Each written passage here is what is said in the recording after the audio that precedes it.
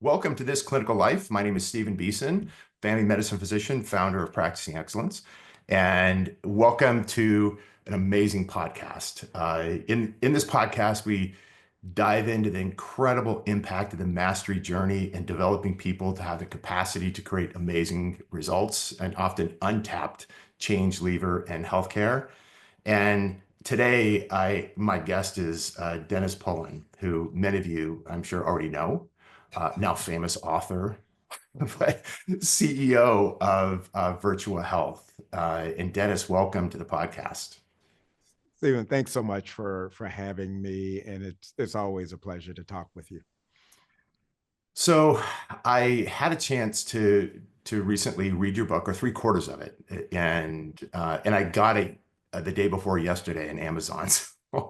um, but it's an amazing story, and it often tells your story from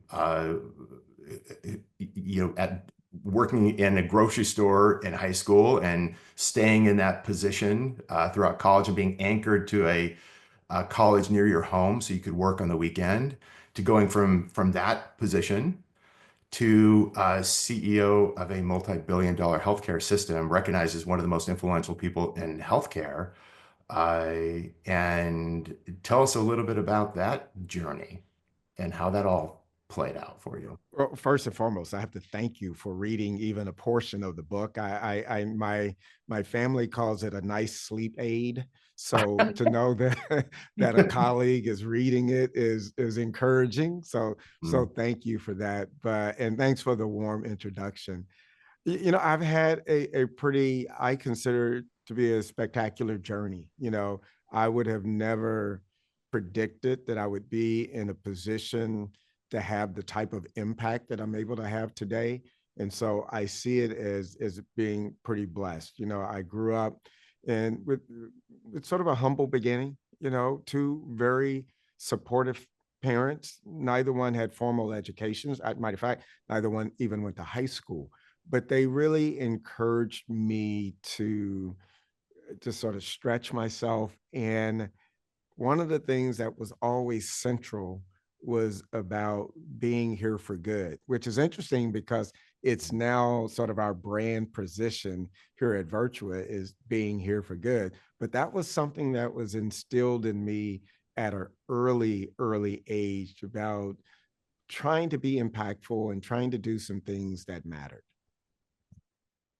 We're going to dive into Here for Good Uh-huh. in just a moment, but I want to talk a little bit about the book specifically, and I'm going to give you my high level response to it.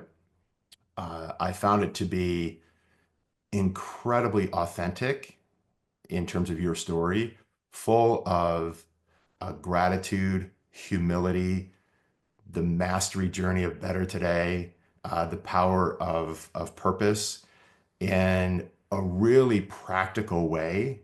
I felt like I was reading your journal when I was And reading the book.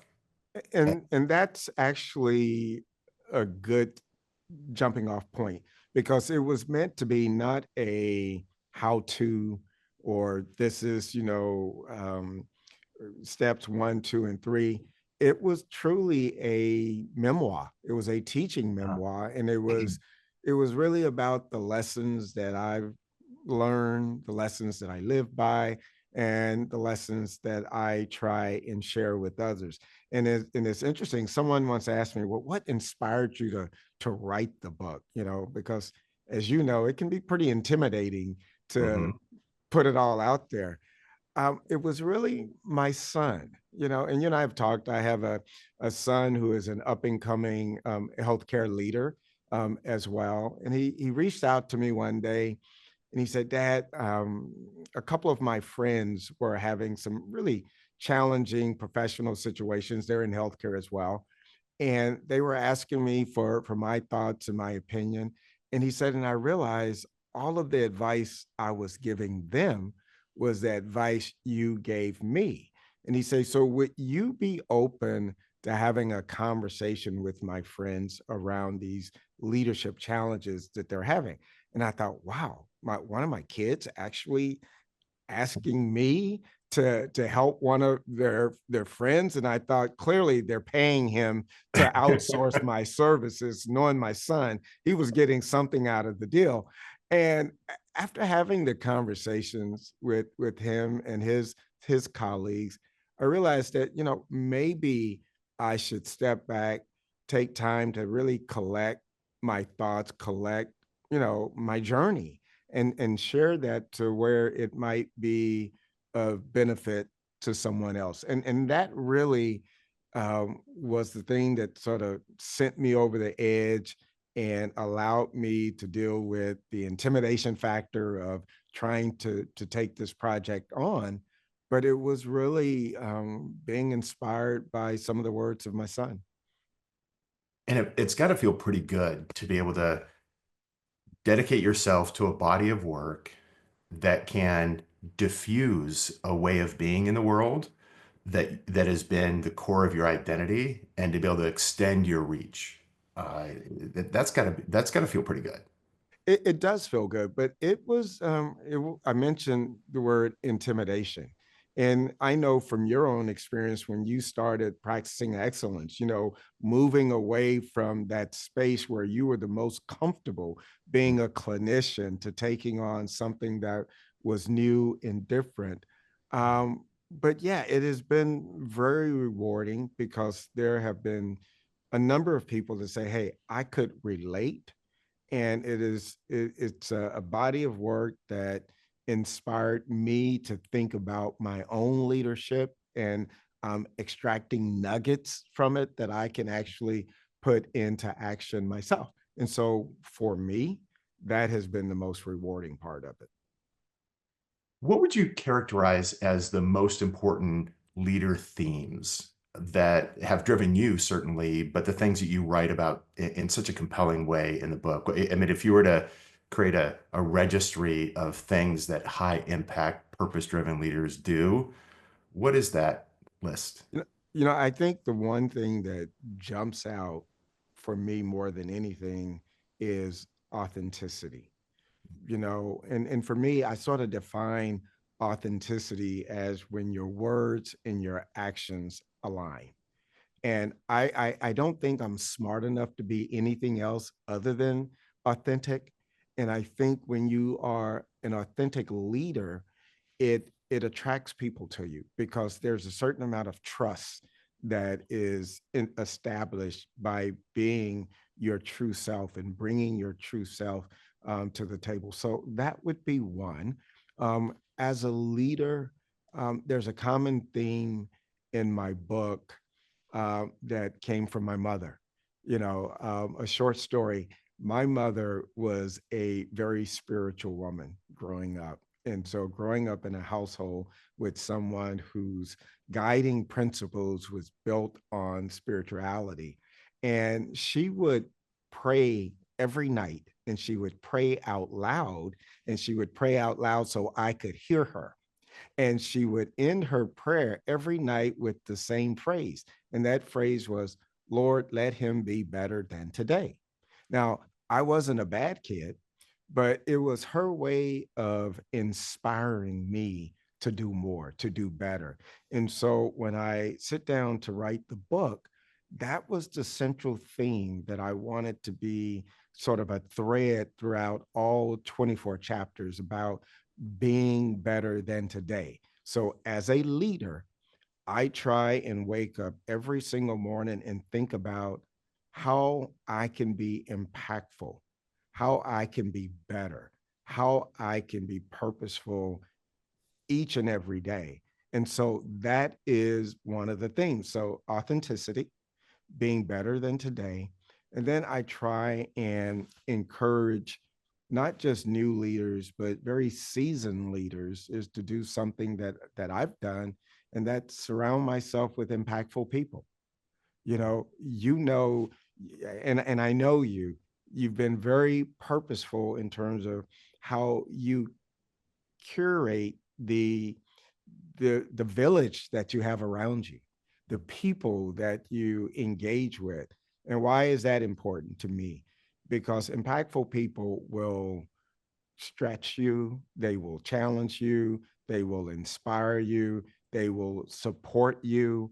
And I think most importantly, get you away from having the only voice that you hear in your head being your own. And that happens oftentimes with leaders, is that you spend more time reading your own press clippings and hearing your own narrative, that you lose the ability to grow and expand by not having impactful people around you. It's so compelling for me to hear, particularly the mastery journey. Mhm. Lord, have him be better today uh, than yesterday. And Mhm.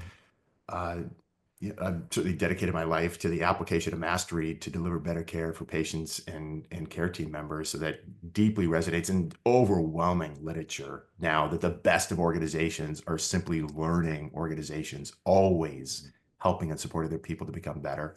And this notion of authenticity, and that really requires you to know who you are. And You hit oh the nail God, on the head. It is about knowing who you are and showing up as your true self. yeah, And, and it's about not trying to mimic someone else. yeah, It's about leaning into your true self. And that to me is key. So many, as you know, so many leaders falter yeah, because they're trying to be someone else. Listen, I have been very fortunate in my career in that I've worked with some phenomenal leaders that I've learned from and I've extracted from. But I've also learned from those leaders that I didn't have a whole lot of respect for. yeah, But I made sure I paid attention to those things that they brought to the table that I did not want to be part of my toolkit, yeah. and so I paid attention to those things just as much as I paid attention to those positive things. Right. Always learning. And the power of purpose and the notion of this fearless authenticity, because it's not always easy to be authentic and to have your behaviors reflect your belief system. You tell some stories within the book that are very, very powerful. Particularly when you spoke about being invited but not wanted. Being authentic also requires you to wrap your arms around being vulnerable, Yeah, because it forces you, as I mentioned, to bring your true self. And listen, we've all had challenges that we've had to deal with as leaders. You know, Another quick story about my son, and this will hopefully shed some light on it. When he was a junior in high school, he came to me and sort of laid out his life's plan. He told me he was going to graduate with his bachelor's degree. He was going to go straight through, get his master's degree. Then he was going to be a hospital president. And in that order. And I'm looking at him, and he was like, "But Dad, how difficult can it be? You do it." And so I realized that I had made it look easy.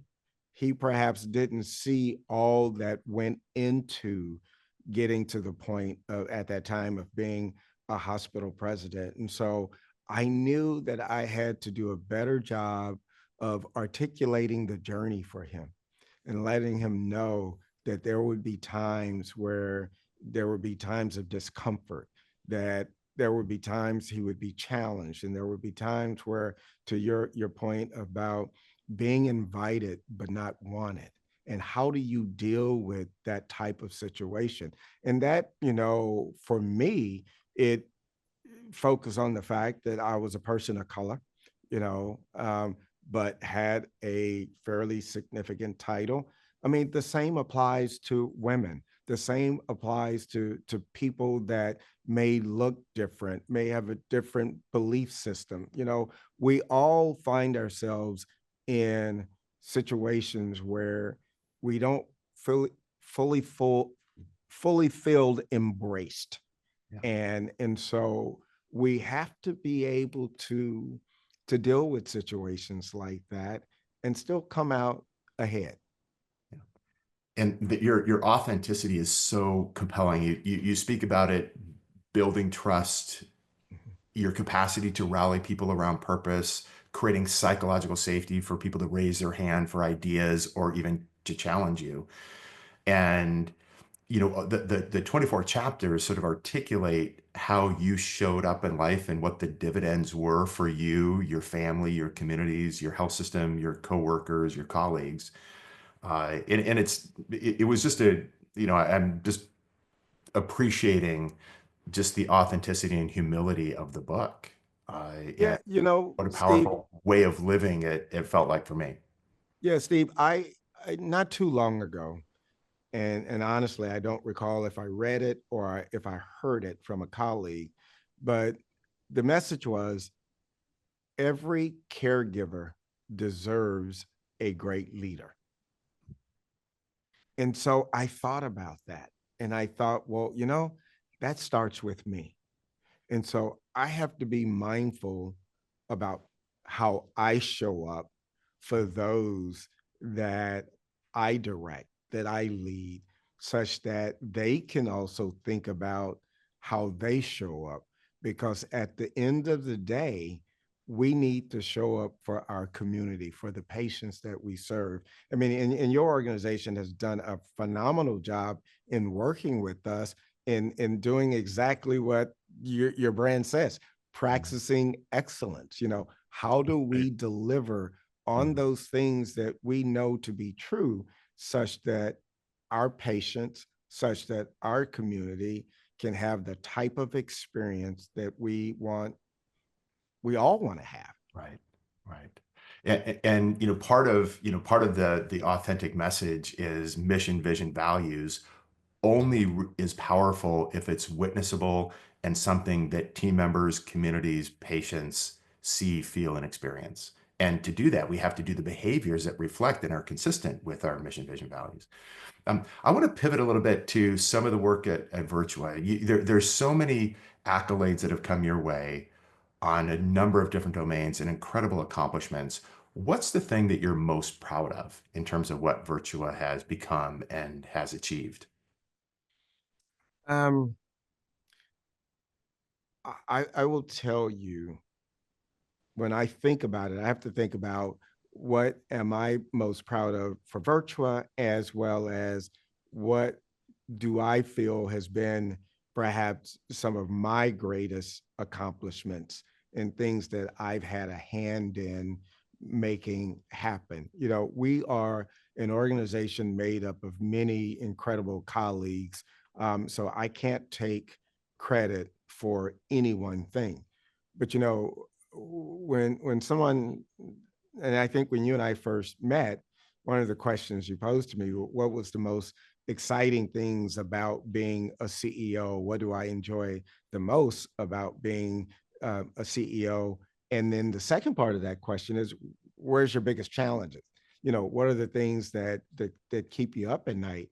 I will tell you, for me, the greatest joy I get in being Virtuous CEO or anybody's president and CEO is the power of the pen. Yeah. My ability to, in the universe that I get to participate in and I have some impact over, if I get a chance to deem something important, and if I sign my name to it or I, endorse it, the likelihood of it happening is pretty high. And so that power of the pen, that power of the signature, is great. I mean, it is something that I hold true. And so that is one of the greatest things and the most enjoyable things about being CEO. But one of the most challenging things is also the power of the pen, because I know we don't have unlimited resources. And so by being bullish on one thing may means another may not get the resources that it's needed. And so I think about, am I making the right decision? Am I supporting the things that truly need to be supported without taking away? So, with all of that said, back to your question about what am I the most proud of for Virtua? And we've accomplished a lot as an organization. We're now an academic medical center. We have the Virtua College of Medicine and Life Sciences, which includes a medical school, a nursing school, a school of biomedical engineering, and allied health. So those things are great. We've acquired and we've grown our ambulatory footprint. When you look at how we're viewed in this competitive environment, all great. But the two things that I am most proud of, that I find myself speaking about the most, have nothing to do with our financial success. It has nothing to do with the growth in the number of sites that we have. The very first thing would be our mobile grocery store, because to me, it speaks to, at its core, our commitment to creating communities of wellness. When you can feed someone, when you support communities that are food deserts. And so our commitment to creating a mobile grocery store to go to those areas in our service area that lack a grocery store or lack, where the members of the community lack access to affordable, healthy, nutritious foods. And so for us to be able to do that, I don't think I could have accomplished anything greater in my career as to having a influence in terms of making that happen. Excuse me. And then the second thing would be, we are shortly going to open what is called Oliver Station. Oliver Station is a partnership with Virtua and the Michaels organization, which is a development group, where we will open 47 affordable homes in the city of Camden, with a primary care clinic at the base of this community. And so for us, one, to be able to feed people, and then secondly, to provide affordable housing, it doesn't get any better than that. And so that is Virtua living to our brand promise to be here for good. That is us head on addressing those things that impact, as you know, disparities. When a person's zip code has 80% more to do with their health status than their genetics. And so for us to be in a position to deal with that head on, I don't think there's a greater accomplishment for us as an organization. There's a couple of things that I hear that really stir me. One is uh, redefining what it means to deliver care to communities under the banner of Here for Good that we're going to talk about in just a moment. But it's looking at the conditions and the circumstances of people's lives that we know as the social determinants of health, and actually intervening for a wider aperture, more comprehensive approach to wellness in communities. And it's what healthcare should be. And so that the influence of offering housing, food stability, even transportation, and some of the amazing things that are happening within Virtua. But I think the other super powerful thing that I'm seeing is what it feels like for people, including you, to be a part of an organization that is serving a purpose that is so much bigger than any individual agenda, and Yeah, what that does for the human spirit. yeah, you said it. It's about purpose. Listen, we do, I think, an exceptional job of embracing people when they come to us for care. We put our arms around them. We provide some of the best care available. But we also have to extend our hand for those that can't get to us. So it's one thing when you wrap your arm around those that show up on your doorstep, but what about the folks that can't get to us? And so having this mindset of us being champions of humanity says that we have decided that we will reach out to those that can't get to us and meet them where they are. And that's where our humanity comes in. And so that runs, deep in our organization. And you're right, it is something that attracts people to us when they know that they can be part of an organization that truly stands for something, that they know that they're going to be part of an organization that wants to create these communities of wellness. And as you know, that's more than just the absence of illness. It's about housing, it's about nutrition, it's about mental health, it's about, you know, jobs, transportation. All of those things, I think, contribute to us creating these communities of wellness. And guess what? I don't think it should be solely the responsibility of those of us that are on the provider side of healthcare. I think any business professional or any business leader should be wanting and willing to have a hand in creating vibrant communities. Again, it's redefining how healthcare can be delivered. I want to talk a little bit about Here for Good, and that has been a rallying cry, uh, a banner. It is powered, I think, your champions of humanity at focus uh, right now. Talk to me a little bit about where Here for Good came from and what it means to you personally and how it's playing out in the Virtua culture. For me, I think for us, it's a declaration. It is our way of telling our community that we're here. We will be here when you need us. We will provide you with the care that everyone should have a right to, and we're gonna do it not just when it's convenient for us. It's about our commitment to being consistent with the care that we provide. It's about our commitment to making it available to any and everybody, not just the haves, but the have-nots.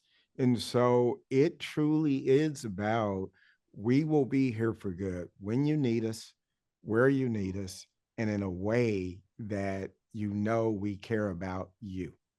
And so that, for me, it became a true rallying cry because we landed on that right at the beginning of COVID. And there was no greater time, at least in my lifetime, that our community needed to know that we would be here for them when they needed us the most. And so that's what we did. We pushed aside any and everything else to make sure that we would be here for good for our community. And so it is something that has been easy for me to embrace, for our entire workforce to embrace. And I think it has been a very strong message to the community that that's what we're about. It's almost as though it's a verse that can have so many different derivative uh, applications. When I first heard Here for Good, I thought two things. I thought Here for Good, meaning we're going to be here For the in duration. whatever way Yeah. for the duration. Uh-huh. Here for Good in terms of I'm gonna stay here as a healthcare workforce member because I'm here for good. But then I started to think of it as here for good, higher purpose, bigger purpose, and to make a difference in the world. And when I visited Virtua, even casual conversations with food service folks or rounding with teams or the residents, everybody knows it. And it's such a powerful binding way of being that is really personal for all the team members that I've seen. Yep, And because yeah, it's no longer it's not a tagline. Yeah. it is part of our belief system. Yeah. It is our guiding principle that we will be here for good. And it's interesting because that led us into something else. And that something else was here for good, but everybody always. And Yeah. so if you think about it, if we're going to be here for good, and then if we look at when we start talking about quality Mhm. and commitment, and it's for everybody, always, that means we will leave no one behind, that we are here to take care of you no matter what your life circumstances are. We are going to take care of everybody.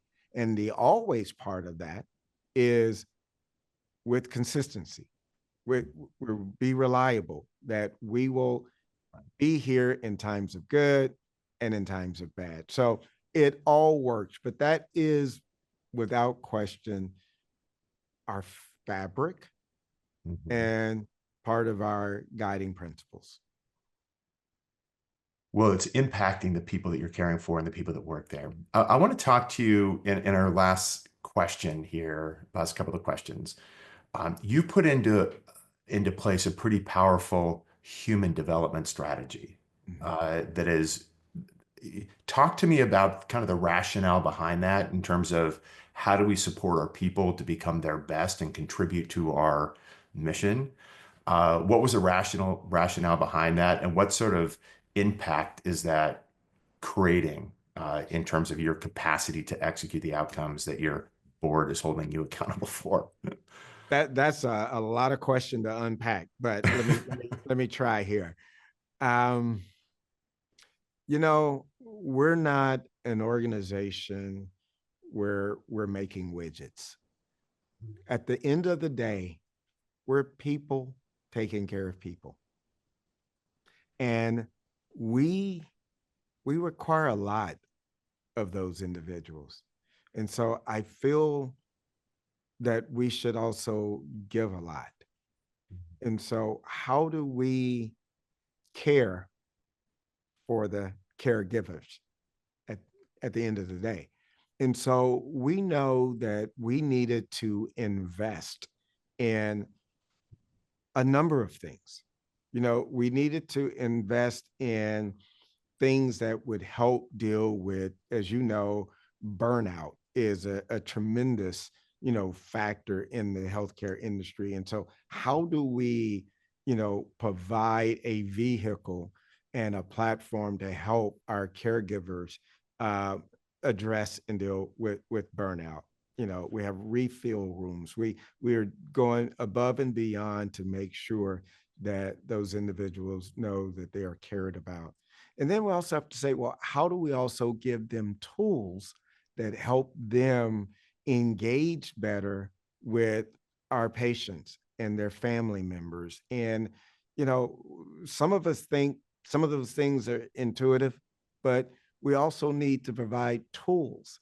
And honestly, and that's where you and your organization came in. How do we identify those things that help to create the right environment, to help to um, really amplify those positive connections that our providers could have with the patients? How do we figure out ways to easily disarm people so they're in a better position to hear what's being said, such that they could participate as an active member in their care journey? And so, through the tools that we have been able to extract from your organization, it really has helped. I mean, when you think about it, we're an organization of over 15,000 colleagues. And so to be able to basically put tools in the hands of over 15,000 colleagues that is for the express purpose of helping them create the best possible environment to take care of our community. I mean, what more could I ask for? And it has been very successful. You ask yourself, how do you measure success? I know that was your next question. You know, Right. we measure success um, with things such as our net promoter scores. And net promoter score, there's one very simple question, would you recommend, you know, our providers for care? Would you recommend Virtua to friends and families? And so we've done extremely well. Our net promoter score is in the high 80s, which is unusual in healthcare. Yeah. And so and then we the other question that we routinely ask, do you feel like you were treated as a unique individual? You know, were basically, to me, that's a way of saying, do you feel seen? Do you feel like you were treated and heard as the individual that you are? And so that's how we're able to measure whether or not the things, the programs, the attention that we are Right. giving to our caregivers is paying off. And I will tell you, it is. Well, it's wonderful to hear. It's been an incredible experience to have this degree of executive sponsorship to Mhm. say, this is what we seek to become. We are in a, just like your mother said, better today, and to be on a mastery journey to invest in your people that allow the behaviors of your mission, vision, and values, and here for good, a culture of we, all the things that are Virtua to play out in the behaviors that we're deploying, not only for the patients, but for each other. And as leaders, to develop leaders to lead in a way so the people that work there say, man, I feel valued, seen, heard, respected. I can bring forward my ideas. And God, it's all of those things are substrates for a people development strategy, developing leaders, developing teams to help and support each other. And the conversation we had about developing safety behaviors, if we want to be a high reliability organization, we have to assure and attest to safety behaviors across the clinical enterprise. So, Yeah, and yeah, and one of the things that you just said, to be able to hear from our colleagues, we are a listening organization. So I cannot take credit for the success that we have had collectively as an organization, but I will take some credit for trying to create an environment by which we are a listening organization. And so we invite, we solicit, we want to hear the ideas and thoughts that are coming from our many colleagues, such that we could better model the types of behavior, the types of programs, the types of things that we can do to make all of those things happen. So I couldn't be more proud of an organization that is truly committed to helping our community be well, get well, and stay well. And that is our mission. a life well lived. There's so much compelling evidence that living a life of purpose, living in accordance to your beliefs, and working with amazing people for serving something bigger than ourselves is a roadmap to not only high impact in communities, but also at the end of our run, whatever that may be, we put our heads down and say, that was good. And a lot of it has to start with our leaders. And that is, going back to the book, that was the compelling reason to do that. The title of the book is suited for leadership. And it's not so much about the apparel that you show up in, but I do think that's important as well. But it's about demonstrating that your preparedness, your intentionality is that you are focused to do the things that you are entrusted to do. And it to me, it's about how you show up. And the subtitle of that is, you know, how to show up with purpose to leave an impact, to be impactful. And so I think at the end of the day, to your point, is when it's all said and done, we want to know that we were suited in terms of being prepared, being thoughtful, being intentional, and that we led in a manner by which we could have a lasting impact. And that is the only thing that I want to do. That's a beautiful way to close. And Dennis, again, I'm so grateful for the work that you're doing, the precedent that you're setting in terms of what a healthcare system can do for communities, again, to widening the aperture of impact and looking at things other than just diagnose and treat disease according to evidence, but looking way beyond that in terms of impacting the wellness of communities, embracing everyone here for good, culture of we. You're doing a lot conducting this beautiful orchestra at Virtua.